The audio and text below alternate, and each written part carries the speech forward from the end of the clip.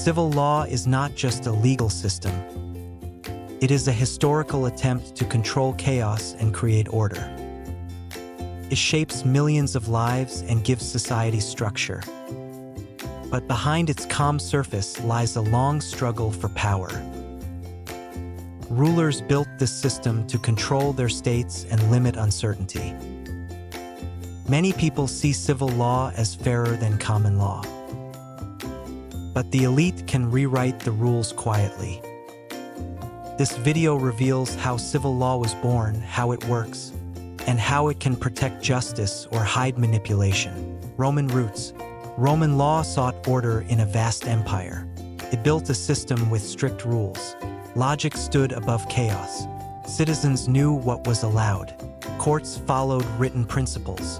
These ideas resisted time. They crossed kingdoms and wars. They shaped scholars and judges. Roman legal thought never faded. It became the backbone of modern civil law. Its structure still guides nations today. Kings and the fight for control. Medieval Europe was fractured and restless. Kings faced chaos and rival powers. They needed one clear law for every region. Codes became their strongest weapon. Simple rules weakened proud local elites. Written law cut old privileges. Central power grew. Civil law turned into the backbone of unity and authority. It helped rulers shape stable, obedient kingdoms. Napoleon's revolution in law. Napoleon broke the old order. He cut away noble privileges and erased confusing local customs. He pushed a clear, simple civil code any citizen could understand. His law unified France, strengthened the state, and set a model that reshaped Europe, driving nations toward modern rules and equal rights. Its impact still echoes today. The people who built the system. Justinian. Justinian sought order and unity. He gathered scattered rules and forged them into one powerful legal system. His codification ended confusion, strengthened the empire, and shaped how nations would understand law for centuries. His work became a lasting pillar of legal culture and civil identity. Hugo Grotius. Grotius spoke of natural rights. He insisted that justice belongs to every person. He argued that law must rise above power struggles. Law, he said, should serve humanity, not rulers. His ideas shaped later thinkers. They influenced global charters. They echo in modern constitutions. They still guide debates on freedom and responsibility. Napoleon. Napoleon introduced a new legal model. He reshaped justice with strict written codes. Judges lost the power to create law. They could only apply rules. The state gained full control over interpretation. Law became centralized. Order replaced improvisation. This system later spread across continents. Character of civil law. Order and risks. Formal justice. Civil law demands strict obedience to written rules. These clear rules create stability and reduce uncertainty. They limit emotional influence and keep decisions steady. People rely on systems that act the same each time. This predictability builds trust. Trust strengthens society and supports public confidence. A stable legal order shapes how nations grow and how institutions develop. But the authorities love silence.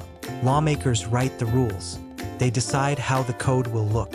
They shape systems to fit their aims. They adjust rights, duties, and daily life. Behind formal language, motives hide. Words look neutral, yet interests steer them. Power bends meanings quietly. Citizens expect clarity, but influence shifts the text. Ambition rewrites principles. Personal agendas color every clause.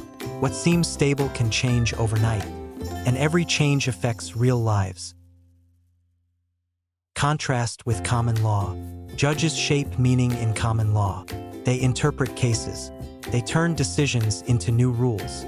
Their rulings guide future conflicts. In civil law, legislators hold the power. They write extensive codes. They define what the law must say. Courts follow those texts closely. Each system carries risks. One may shift with emotions and precedent. The other may freeze in rigid rules. Both seek justice. Both depend on balance. Without it, each system can fail the people it serves. Structure and principles. The code is the heart of the system. The code defines the law with strict clarity. Judges must follow it exactly, step by step. This discipline reduces chaos and prevents uncertainty. People know what to expect. Rules stay stable. Decisions become predictable. And when the public sees order, confidence grows. A clear code creates trust, strengthens institutions, and keeps the system balanced. Parliament holds the true power. Its decisions shape the entire legal order. One ruling can redirect society. Sometimes it protects justice. Sometimes it breaks it. A judge can defend freedom. A judge can also weaken it. Every verdict sets a tone. Every interpretation shifts the balance. Law becomes stronger or more fragile. Rights gain clarity or lose meaning. That is the true power of judicial authority. It builds trust, or it destroys it. Parliament holds the true power. They follow logic. They avoid creativity. Their work is structured. Their training is strict. Every ruling relies on method. This creates stability. It reduces surprises. It protects consistency. Yet it also limits flexibility. The system becomes rigid. It struggles with unusual cases. It resists bold solutions. Sometimes that caution is good. Sometimes it slows necessary change. Examples from countries. France. France relies on strict legal codes. Rules are detailed. Courts follow written logic. Administrative judges hold strong authority. They review state actions. Their rulings shape public policy. The state plays a central role. Its influence is constant. Legal processes depend on its power. This structure creates order. It also creates tension between citizens and institutions. Germany. Germany relies on discipline and clarity. Its legal system works like engineering. Rules are precise. Structure is strict. Processes follow logic, not improvisation.